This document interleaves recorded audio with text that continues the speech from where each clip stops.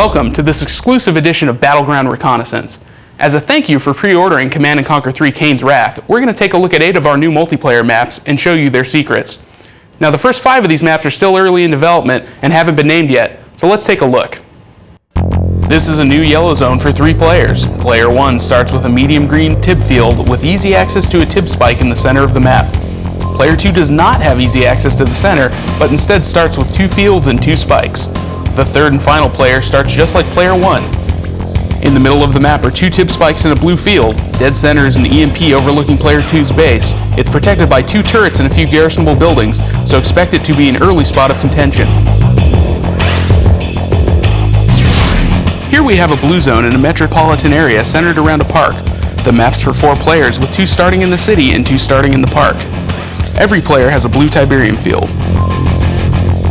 In the center of the park is an expansive green Tiberium field with 2 spikes and 2 expansion points. Each metropolitan area has many garrisonable buildings to act as a buffer zone between players.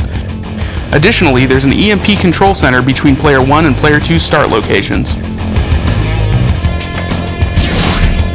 This peninsula can accommodate 3 competitors. The first thing most players will notice is that all 3 starting green fields are attached to a center blue field. This connects all of the bases for harvester harassment and vehicle assault. Behind each starting position is an EMP control center. This map is unique because each player has one. Also in the starting area is a protected green field. The buffer zone between players is 3 small cities, each with 2 turrets, a tib spike, lots of garrisonable buildings, and a small green expansion field. Players start in the corners at a small green field on this 4-player blue zone map. Each edge has a bluff protecting 2 more green fields and a blue field that grows slowly as the game progresses. The center of the map is fairly small, with lots of desirable tech structures and garrisonable buildings. There are 4 tib spikes, an EMP, and 4 expansion points that will actually give you ground control in your enemy's starting area. Up to 6 players can fight over this completely decimated red zone. The first starting position is between 2 fields, 1 blue and 1 green. The second has just 1 green field, an EMP, and easy access to the center. Finally, the third position has an EMP, a green field, and a tib spike. The other side of the map is a mirror image. The center of the map has 3 more green expansion fields on each side. This map is a red zone, so expect to have plenty of income. Down the middle are 6 tib spikes and 3 damaged bridges. Now let's take a look at some maps that are a little farther along. 4 players start in the corners of this yellow zone map, each on a very protected plateau with a starting green Tiberium field. There are additional green fields on the north and south edges. Center stage is a huge green field in the middle of this Chinese port town. There are 2 EMPs and 2 tib spikes around this field.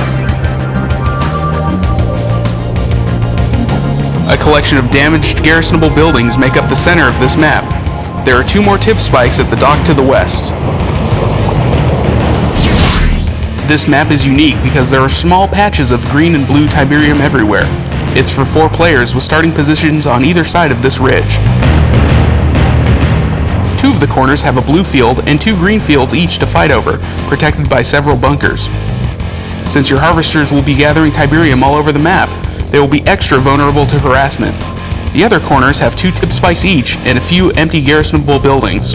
There are 2 more tib spikes in the center of this map, certain to be early points of contention.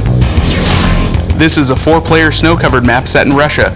In addition to the starting fields, there are 4 more green expansion fields in the corners and 4 small blue fields sunken into the ground slightly towards the center of the map. The ridge surrounding these blue fields provides a great location to station your infantry. Midfield is a subway hub that connects to 4 isolated plateaus with 2 tib spikes each. The only other way your opponents could steal them is by using call for transport. Well, I hope you enjoyed this sneak peek at some of the 20+ new maps available in Kane's Wrath when it ships this March. And be sure to check out www.commandandconquer.com for the latest up-to-the-second information and Command & Conquer TV programming.